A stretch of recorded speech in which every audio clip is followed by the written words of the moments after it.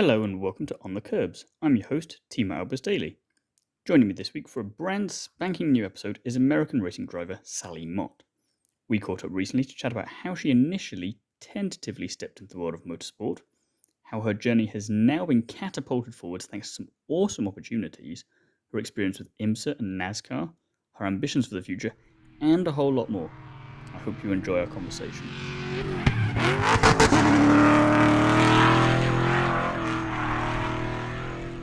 Hi, Sally. Thank you very much for being here today. First of all, how are you?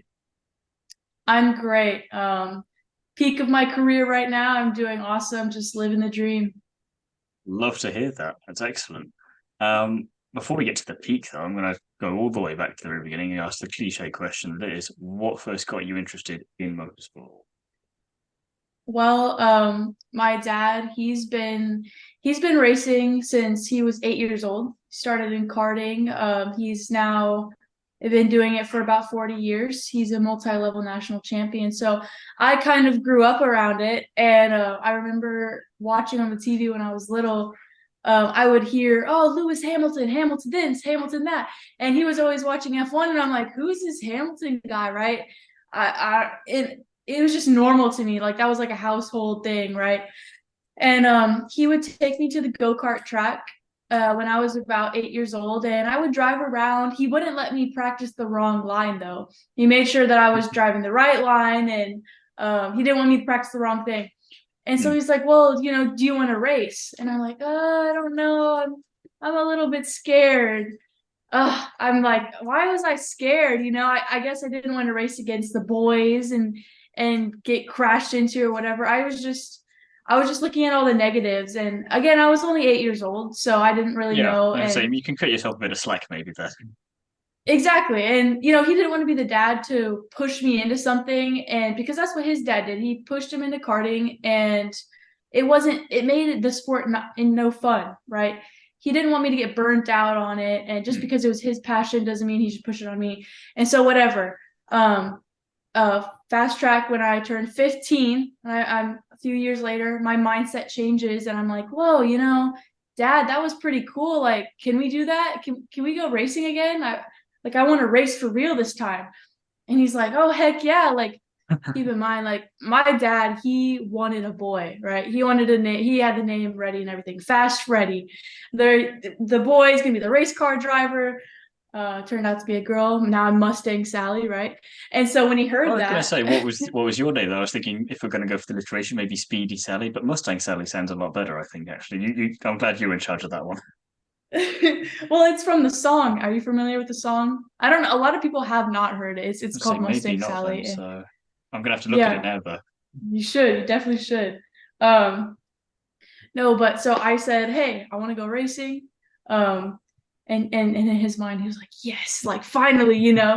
And so we started in go-karts, and I started in the 206 class. It's a four-stroke, pretty low speed. It's all about momentum. It's really good for building your foundation and driving, though, and it's really good with racecraft. So first race, I'm on the grid. I'm like third to dead last, right? I'm way back there, but I'm just excited to be there. And the green flag drops, and I get punted in the first corner right after the green flag by someone who's not even in my class. And I'm like, wow, Come on, there you dude. go. Lesson number one on racing, right? It never goes I as was planned. thrown immediately in the um, deep end. exactly. And so about 10 minutes into the car ride on the way home, my dad's, like he doesn't say anything. He's just like quiet, like waiting for me to pipe up. And finally I'm like, you know what? Like that was really fun. Like, do you think we could do that again? And he's like, oh yeah, like of course. Like and from that moment on, I fell in love with it. And a few years later, after getting really good in karting, winning some championships, setting some track records, kind of making a name for myself in the local Texas series. Um, I decided like I want to do this as a career. I love this. I want to get paid to race. That would be the dream, right? Like get paid to go racing doesn't feel like work. Um, Exactly. Be perfect. exactly, right? And so we're like, okay, well, sponsors, they don't really necessarily want to see their name on a go-kart. It's not very exciting. They want to see their brand on a car, right? I like the And so smooth like, transition you're using there to sell your dad on going on to the next level there. I can see that coming a mile off, but I like it. well, I didn't have to do much selling because once I showed him that I was all in, he was all in. And he already loves racing. And wouldn't it be awesome if, here he is, multinational winner, and then I'm his daughter and he could help me go to that level. It would just be such a cool, And for the sponsors as well, family. that's a nice story to tell them to try and get them to get on board with you. So Exactly. And well, he does have a company in karting called RibTech. So he's like very well established in the karting community. So that really helped. Um and so I was like, okay, well, where's the first place to start in a car? And we did research and it happened to be Miata, spec Miata. I mean, it's the most raced class in the country right now. It's super similar to a 206 because it's not very high horsepower. It's not very fast, but it's all about momentum. And the racecraft is super close, like you're bump drafting, just like in a 206, what I'm very familiar with, right? And so we decided to go get ourselves a club Miata and start at this local track series, like about 2 hours away. It's called Harris Hill Raceway. We started driving with them, and these guys aren't like professionals. They're more like do it for fun type of beat, right? And so the first few races, I definitely struggled. I would spin out in front of people. I had a lot of speed. I would go and pass a bunch of people and then spin out in front of them because there was this transition from karting to cars where karting is like you're driving on a plate, right? There's no suspension. Yeah. It's just a plate on wheels. It's a chassis, right? In a car, there's a lot more. There's roll body, there's the suspension, and then there's the shifting aspect of it. And all this was really new to me. And I do drive a daily driver Miata just to like shift every day. Maybe not in the same way. Yeah, exactly. Not in the same way. So I had the shifting down and the downshifting was a little bit iffy, but it was there. My problem was the transition of like the rolling and getting a feel for the car because I would always spin out. I never, like usually the good drivers, you can feel when you're about to spin out and you can save it, right? I couldn't do that. It was just, I would just like uncontrollably spin out everywhere, but I had so much pace. And we're like, okay, I just need seat time. And that's exactly what it was, right? So I imagine it was because you weren't used to it really. Like you say, you were so used to doing it one way with karting that you're like, oh, okay, it's not quite the same. You just need practice. Exactly. I just needed to drive my Miata the same way that I drove my 206. And I was really good in my 206, right? Like I'd get in the zone, just zone in, and I would just lead races, win all the time. I just need to get to that level, but in my car.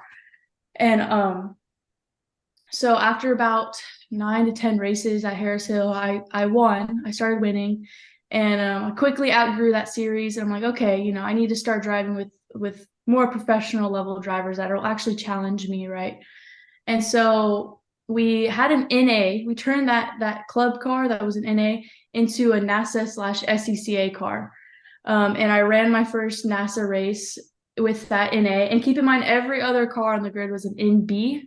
I don't know if you're familiar with like the differences, but so basically not an NB. Off the top of my head.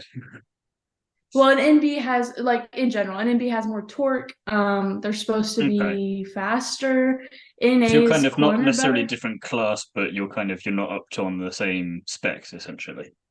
Yeah, like my equipment on like I couldn't win with that equipment basically. Yeah. No matter how good of a driver. Well, I could have. It was possible, but we wanted my chances. It's kind of a bit like if you're in an Indy Next car going against an Indy car. It's like you'll be all right, but you're not going to beat them. Exactly. And like to showcase my skills, we need the right equipment, right? Yeah. And so we were like, okay, well, let's run this first NASA race in my NA and see how I do. I ended up finishing 7th. We missed out of like 20 to 27 drivers, which is pretty good for my first race. And we missed the tire pressure by like a mile. I feel like I definitely could have run in top 5, but it is what it is. And so we were like, okay, we need to get better equipment that's actually capable of winning, right? And so my dad sold his beloved fishing boat, his pride and joy, so that we can buy this NB spec Miata that we got. built from the ground up, powder coated with this top running team.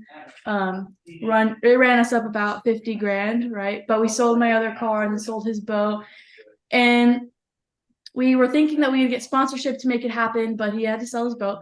But I think in my opinion, everything happens for a reason. And we were definitely supposed to make that change for my career to continue advancing, right? So we got it wrapped. It's pink and a little bit of blue. And I did a Barbie car shoot. And yeah, it was pretty cool. He wrapped it himself. It's the prettiest it's ever going to look because we have not gotten to race it yet because it's so hot in Texas. It's like 104 degrees every single day. Actually, yesterday we did a track day and I'm like in the car, like last few sessions when it's the hottest part of the day. I'm like, oh my God, like there's no way. I'm like dying in the car. That's why we're not racing right now. Gotcha. Yeah. So we're hoping to get some races under my belt soon. In the next months to come, it's going to cool off a lot more. But recently it's a long story. I'm not sure if you want me to tell you every part of it, but through some connections, I met up with Ben Keating. He's a LMP2 driver for IMSA. He won Le Mans last year, 2023. It's a really big deal. He's awesome. He actually lives in my small town in Victoria, Texas, which is like weird because nobody lives in Victoria, Texas. Chances of that happening. Yeah, exactly. He owns like 28 car dealerships. All like most of them are in this area. Anyways, he invited me to fly in his private jet, which I was like, oh my God, to drive for him. I know, right? To drive for him in the 24-hour endurance champ car race at VIR in Virginia. And I did pretty well. I did 3 stints for him. Brought the car back home, not crashed or anything. So we ended up finishing. I think the main thing at that point, because you're already thinking this is a bit surreal that I'm even here in the first place and this is all happening. Exactly. Please don't let me crash this car. Exactly. And the thing was, it was a 200 horsepower front wheel drive, Acura Integra. So I've never driven a front wheel drive car. A little bit different from the Miata. Oh yeah, just a little bit. I was on the simulator, driving the Hyundai. There's a Hyundai on iRacing that's front wheel drive, whatever, 200 horsepower, pretty much the same car. I was driving it on VIR, trying to get used to it, and it did pay off. I'm a big fan of front wheel drive now. It's really fun, but I finished the race pretty well. I was within a few tenths of Ben and the other star driver, so that was impressive for them. And out of the 5 years that they had been running that race, they had never finished because their car always would break down. They always had problems. And so this race, I got to drive the last stint, meaning like I got to cross the checkered flag for the team and pull in and just see the whole, like the pit crew and everyone just cheering. And it was just the coolest experience ever. And but you're definitely the good luck charm for the team then, I'm thinking there. If you're in the car, you finish the race. That's the only logical conclusion we can make from this. Exactly. And I think I left a good taste in Ben's mouth. And, and so something that we talked about on the plane ride there was he was asking me like, okay, so what are your goals in racing? Like, what are your dreams? Like, how can I help you basically? And I was like, well, one of my short-term goals is to go MX5 Cup racing. But I want to do more Spec Miata races first and get more experience. And he's like, well, my opinion on it is you should just go for MX5 Cup because you're going to waste all this money in Spec Miata, blah, blah, blah. You should just jump to the big show, which there's hundreds of thousands of people watching, right? It's top of the top MX5 Cup series. It's the big deal. And I was like, oh, okay, and he's like, well, I'm thinking about racing in the MX5 Cup at Road Atlanta in October. As well as the LMP2. So he's going to be doing double duty, right? And he's like, I have connections to a team and I would be happy to connect you with them. And I was like, oh my God, yes, of course, right? Because in racing, you're pinching yourself trying to figure out how are you dreaming such a good thing happening right now. Exactly. That's what I was like, oh my God, my head is spinning right now. And so I get it. I start emailing with the team and they're like, oh yeah, you're highly recommended by Ben. highly recommended by Ben Keating. That's well, okay, It's pretty cool. And so I'm like, so, how much is this race going to cost? And they're like, well, let's just say it's a pretty big number. Like, yeah, a lot motor racing compared is to what expensive, and there's reasons for it. So it's one of those kind of numbers. This is what you're thinking, and this is the price. Like it is a lot. Okay, and we're like, oh my god, like we're doing well to do the racing that we're doing now, but we're not doing that well to pull off that kind of money for one race weekend. It's insane. And so we're like, okay, got to get busy. Yep, sponsors. Let's go to as many connections as we can. Personal connections. I've been in Daytona. I was invited to a NASCAR race, like doing it, being in the pit, and basically with a team that I've met before, and I got to go to the dinner the night before, and all that. And so I had networked, and so I was like, okay, I'm going to reach out to those connections. I went to San Diego for an ACO meeting and met a lot of racing legends who had raced in Le Mans, reached out to all of them. And my dad, obviously, is reaching out to everyone he knows. He's really popular in the racing industry. And we end up getting the funding for this race. Like, as of a few days ago, I actually have the check. Like, I mean, it's sitting on the table. Like, I'm like literally right now looking. Make sure nothing happens to this check. Yeah, but I'm like, this is not real. Like, how is this piece of paper right here is going to make my racing dreams come true. And it's a big number. It's 5-digit number. Like, yeah. I'm like, oh my god. And it's just because it's like he was like a family friend, and it's just the kindness of his heart. He believes in me. He just wants to see me do good. The other one, who they kind of did a half and half kind of thing, and like, she just wants to see females do good in racing. She likes my personality. She just wants to help, right? It's just people who are helping. Yeah, people who are helping out of the kindness of their heart, and it's just, and they believe in me. And I'm like, wow, that's, I don't even, like, I cried when he wrote the check. I was like, so emotional, right? It's an awesome thing. And so, anyways, now I am on a crunch. I have this month before this race to do as much as I can to be prepared, work out, be on the simulator, read my books, research these people that I need to know. I need to introduce myself, because Mazda, like, they have so many scholarships for females right now. If I do good in this race, there's a big chance that I'll be invited to the shootout. And they're at the shootout, they have a scholarship, $75,000 for the top finishing female. There's not that many females. There's 2 to 3 of us, So the bar is kind of low for us, which is good for me. I'm not complaining. No, but also makes you that bit hungrier to make sure that you are at the top of that list. Exactly. Yeah. And so let's just say I'm working harder than I have in my entire life right now, like in this month period. Yeah. And it is stressful. Shed a few tears, just there's a lot of pressure on me.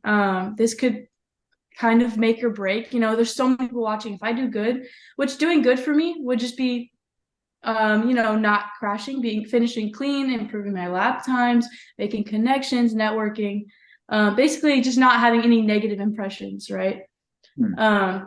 If I do bad, it could really make my career go backwards.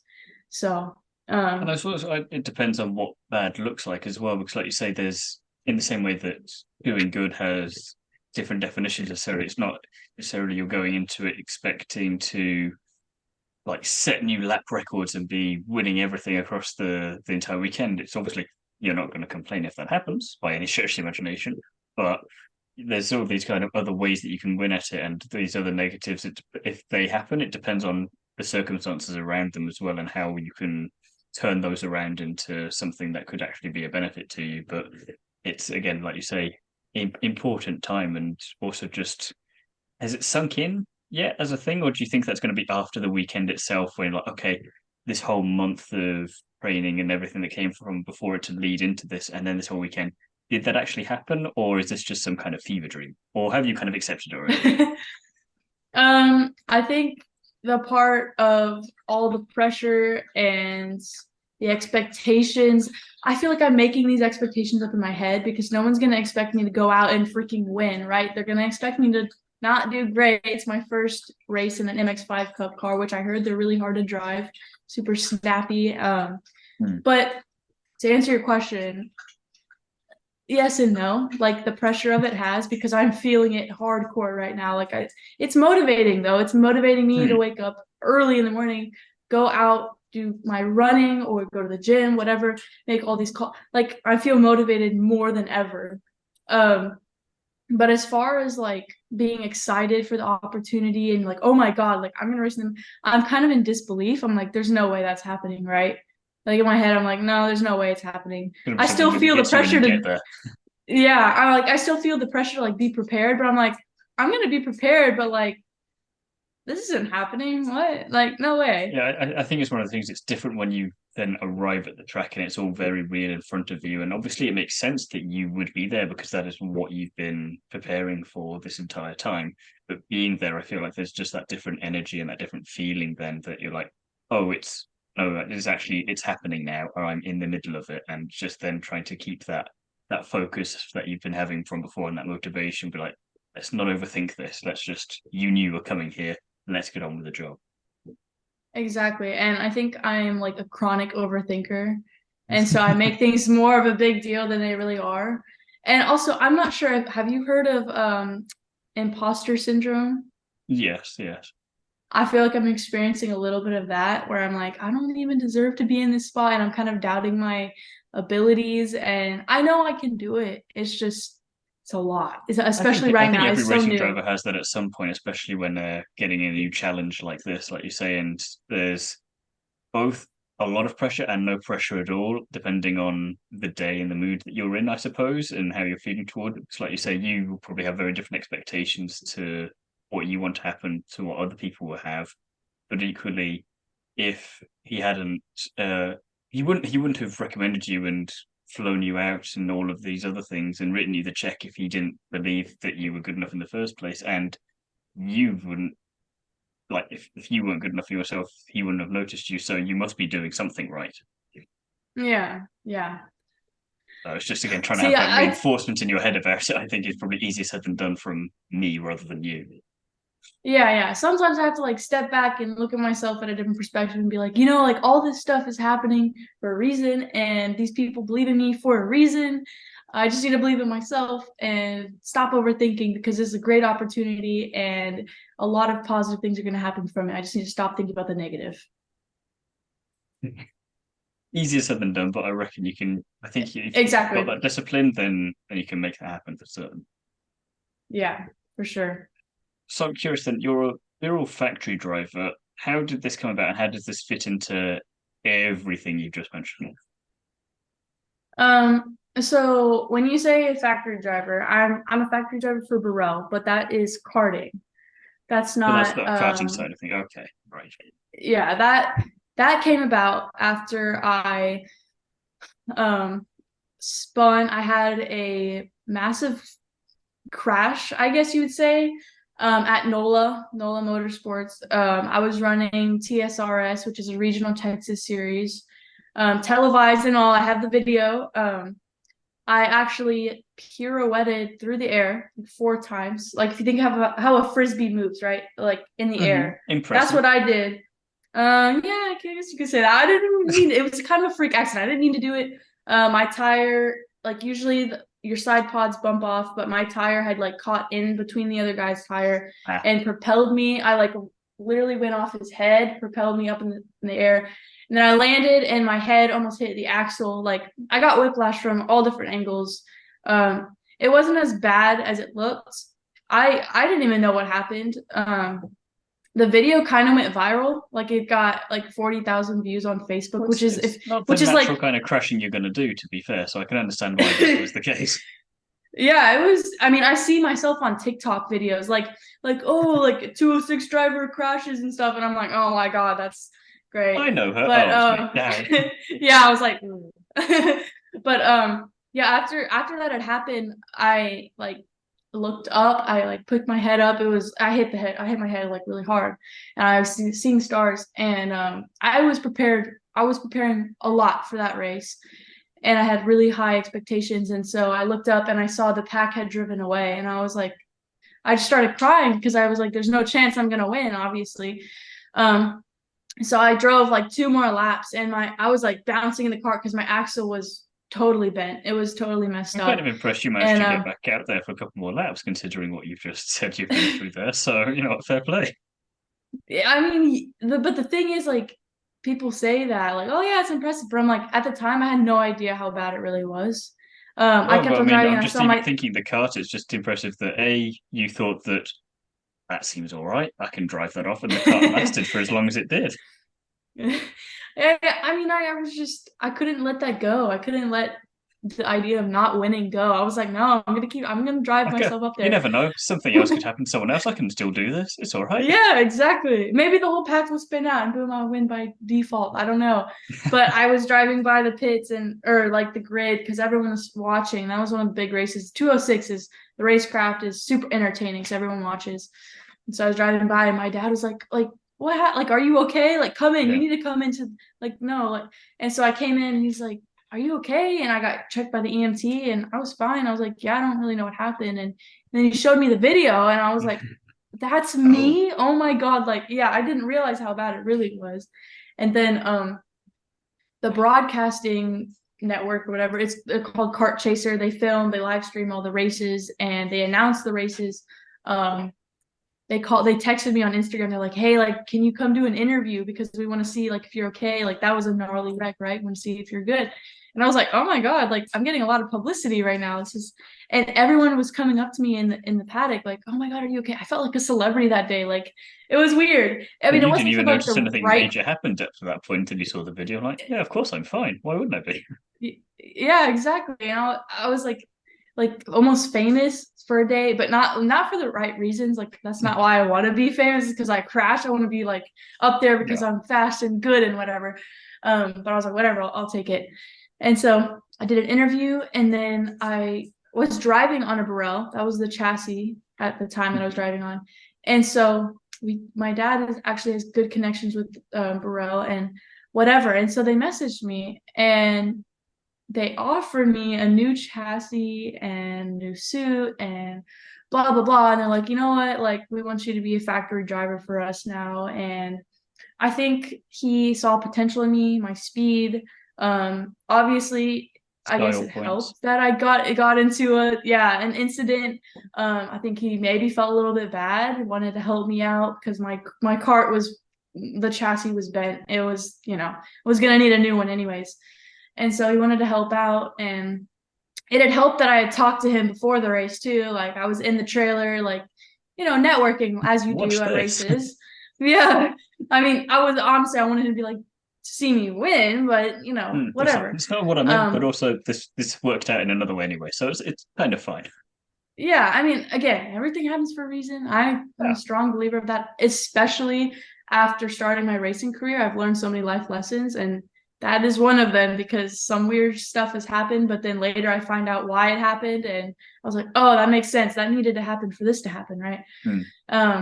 So yeah, to answer your question, that's how I came about being a Birel factory driver. I don't do many 206 races now. Like, I'm trying to focus on my car career, moving up like that. So, but yeah, It's an interesting way and not your usual story for becoming a factory driver in any kind of category. That's not the story I was expecting to go with that question. That's why you've got to ask these questions. You never know what you're going to get there. And at the very least, exactly. style points for the pirouettes there. So it's like you say, it all happens for a reason. Yes. You mentioned NASCAR a bit earlier, and it's something you've got into recently. And as someone who wasn't into it too much before, if I'm right in saying that, tell me a bit about that experience and why you think that other people would maybe want to try and get into it as a new fan, and what would maybe be the best way of doing that. So like you said, I don't ever like sit down and watch a NASCAR race. My thing is more like F1 and Indy, and MX5 Cup, right? I was more like, oh yeah, NASCAR is just like, I don't know, it's very American racing. That makes sense. Like, F1 is like everyone from around the world, just a different vibe. And I was like, it's not really for me. But after a sponsor invited me, he flew me out, paid for all of my expenses. He wanted me to be a part of this team because he sponsored this driver since he was like 8 years old. So he's almost like family to them. And he was kind of my in to this connection. And so I got to hang out in the paddock with them and in their trailer. I actually got to be in the pit box, like while they're talking to them on the track. And I don't know if you're familiar with Larry McReynolds. He's former NASCAR crew chief, Fox Sport news reporter. He was Dale Earnhardt's crew chief. I got to be really close with him, and I actually have a call with him later. So I'm excited with that, and I got a lot of useful connections from that. But so being there like live and seeing people, the drivers push their cars and do the media standing around Daytona, like I don't know if you've ever been to Daytona, but like the stands are just like, it's just a sight to see. Like I'll tell you, like especially if you're a racing enthusiast like I am, I was just like, oh wow, you know. So was it a bit I had like my when you phone, were I was flown like- out the first time for the race and you're like, oh my God, this is all happening. It's really there, and you're at the place that you've only ever seen before, like on the screens and on TV and that kind of thing. Was it like, oh my God, Yeah. it's real? Yes, like I'd only seen that in like, you know, on TV, Instagram, like it, and then I was like, oh my God, I'm here. Like this is real right now.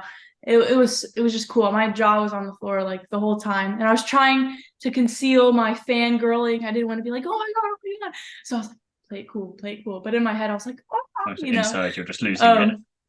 Mm-hmm. And so I got to watch the race live. I saw some crashes right in front of me, and I was just like, whoa. And I just realized, obviously, as this is to anything you do, is there's more to the eye than what it seems, right? A lot of people are like, oh yeah, NASCAR is just driving in a circle and they're just turning left, and right. There's so much more to it. And I got to experience that because I, you know, was a part of, I could hear what they were saying, and like there's all the mechanics and them scraping the tires and literally like measuring the temperature, and they would hand me so they wanted to make me feel included. So like the sign that you put out, like number 22, right, for them to pit, they would hand me the sign and I would put it back. That was my job. It's not like super useful or anything, but I did get to be You're involved part of the a little team bit. there, so it's just, Yeah, it's the yeah. little things, isn't it? Yeah, I got a team feel, and I don't know, it just changed my perspective on NASCAR. I mean, I was part of the Xfinity team, which is it's kind of like the feeder series, but I was there the weekend when the NASCAR drivers were there and whatnot.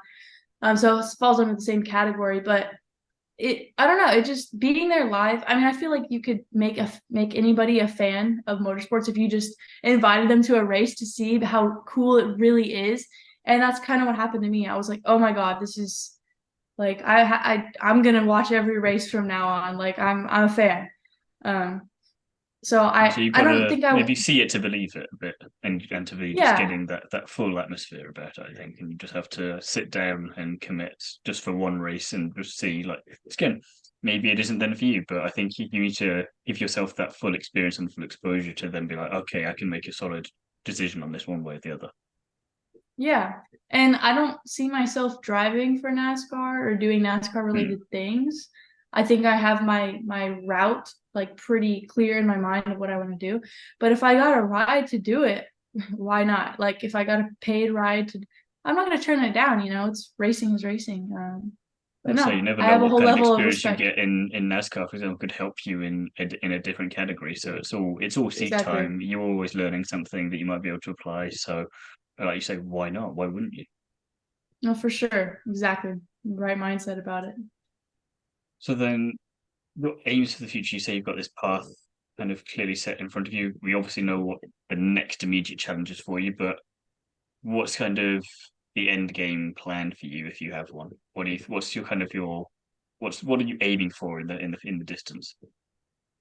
So right now, my end goal plan is to do what Ben Keating is doing. I want to run LMP2, kind of, you know, the world endurance, like sports car endurance racing path.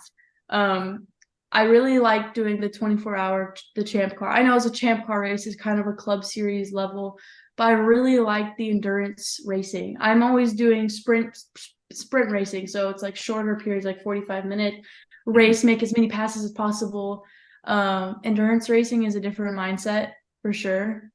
And I don't know what it is You've about got it. to temper that side of things a little bit. Like, yes, I can overtake, but I don't necessarily should be the one doing that right now. Just you got to do your own thing, and just it's more strategy, I think, and that sort of Yeah, thing. it makes you more of a thinker. Like you have to like Yeah. step back and be like, hold on, is this smart? Am I risking everything? Am I risking all of the team's work and effort? Like I need to play it smart. And I really enjoyed my night stint. Driving at night was really cool for me. Had you done that before up to that point, or was that kind of like your first proper night experience? It was all brand new to me, everything. That car was new to me, the night driving, the endurance racing, all of it. And I loved every single bit of it though. It was kind of opened my mind. I was like, wow, this is what I want to do. So the goal would be LMP2. That's like way up there. But they have gold, they have bronze level, they have silver level drive. They have all the categories, right? And they do get paid to drive, which is obviously my goal is to get paid to drive. And so I would have to do a lot of proving of myself that I'm worthy. And it's definitely going to take a lot of years. You know, you got to make a name for myself, make a brand, find the sponsorship, show the results, obviously.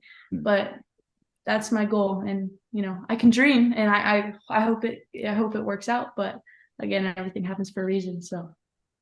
Well, it definitely seems like you've got the right mindset and attitude and hunger for that at the very least. So fingers crossed that you can just not necessarily go through the motions because it's never as simple as that, but at least aim for that. Yeah, for sure. A few fun quickfire questions to finish off then. Do you have a favorite film? Well, I actually watched Gran Turismo a few days ago. It just came out. I'm sure you're familiar if you're a racing fan, right? Yeah. That was pretty good. That was pretty up there. Like I related to it. Just the emotional parts where his parents were watching, it made me think about myself and my parents. Like if something bad happened to me while I was racing, like it made me feel all these emotions, and I was like, oh my God, like basically it reminded me of like the risks of doing what I'm doing, right? And it made me cry a little bit. I'm not that emotional, but I did cry. That's up there, but I would say my old-time favorite movie is gonna have to be Talladega Nights with Ricky Bobby. It's just a classic. I don't know. I love that movie. I could watch it so many different times. And it is a NASCAR. It's NASCAR based, you know. So I'm like, you've got the I don't link know. in. Exactly. It was cool. Yeah. What about you? What's your favorite movie? I'm curious. Oof. If we're gonna keep in line with the motorsport related stuff, it helps me slightly, and I'd probably have to go for Le Mans 66. That one was a particularly good one for me. I don't know if you've seen that one. I have not. Should I see it? Is it? I mean, I assume if it's your favorite, I would recommend. Yeah, no, definitely. It's back when Ford were just getting into the Le Mans game and taking on Ferrari back in, I think it's the 60s. So it's Matt Damon, Christian Bale. So oh, wait, is it Ford versus Ferrari? Because I Ford know versus that's Ferrari. Yes, you might have had that. Is that what? They changed the title, didn't they? Yes. Oh, okay, yeah. Then yes, Okay, I've seen that. then you've seen that. Yes, okay. Oh yeah, I forget they changed the title for that sometimes. Yeah, I have to go for that one for my favorite. I think that was the cinema worthy experience, I think. Well, let me ask. Whenever you say favorite movie, are you talking about motorsports related or just in general? Because I assumed it was motorsports related. Yeah, I mean, I feel like it's easier for us to go for the motorsport because there's less options there. Because I feel like if we go with that, we could be here a while and it might be a whole other podcast episode. Yeah, Unless you've got one that comes to your mind immediately, in which case I'll take it. But I feel like that might be the meanest question. Well, I would say Fight Club. I don't know if you've heard of Okay, Fight solid Club. choice. Yeah, that's a pretty good film. Okay, fair. Yeah. I like that. Right, yes. Away from films, very different again. Would you rather run through walls, have that power, or be able to fall through floors? Probably run through walls because obviously there's more walls than there are floors. I mean, usually we're on our daily life, you know, like we're in a 1-story building, so I feel like definitely walls would be the most logical choice. Solid answer. And then if you could be fluent in 2 other languages, what would they be and why? Probably Spanish because it's spoken, almost as much as English here, at least where I live. And that would be very helpful, especially in my business. And, you're valued a lot more. And second one would be French because it's like, I don't know, it's kind of impressive when someone starts busting out like they can speak French. And I just like the way it sounds. And Spanish for the practicality, French to impress people. Yeah, I feel like I would instantly just gain respect if I started talking to someone in French. I don't know. They'd just be like, whoa, she's like sophisticated and definitely on another level. I don't know. I don't know. It just sounds so cool to me. I like the logic there. It's good. It's and again, if you ever end up doing Le Mans itself, then you can talk your way into there a lot easier as well, potentially. So you're thinking ahead there. That's a perfect point. That's my point. Point number one. I take it back. It's for when I go to Le Mans and I race the 24 hours, so I can communicate with everyone there. Boom. So when you win, you can address the crowd in French. You're sorted. You look like a hero. It's all perfect. Exactly. Yep. Even better. Oh. Well, that's a perfect place to end this, I think. It's been an absolute pleasure chatting with you, and I want to wish you the best of luck with everything that you're going to be doing moving forward. Like I said earlier, it seems like you've got a good head on your shoulders for it. It's just a matter of now doing it. And I think as long as that doesn't overwhelm you too much and just the right amount, maybe, then you should be all right. Fingers crossed. Well, thank you so much. I really do appreciate it.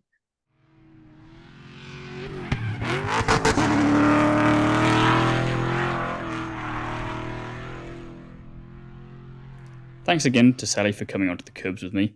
I can't wait to see how she gets on in the rest of 2023. If you want to follow her career, links to her socials will be in the description below, so do go and check those out. Join me again next time, and I'll be chatting to another famous face from the world of motorsport. In the meantime, don't forget to like, comment, and subscribe, as well as check out the back catalogue of episodes on the On the Kerbs channel.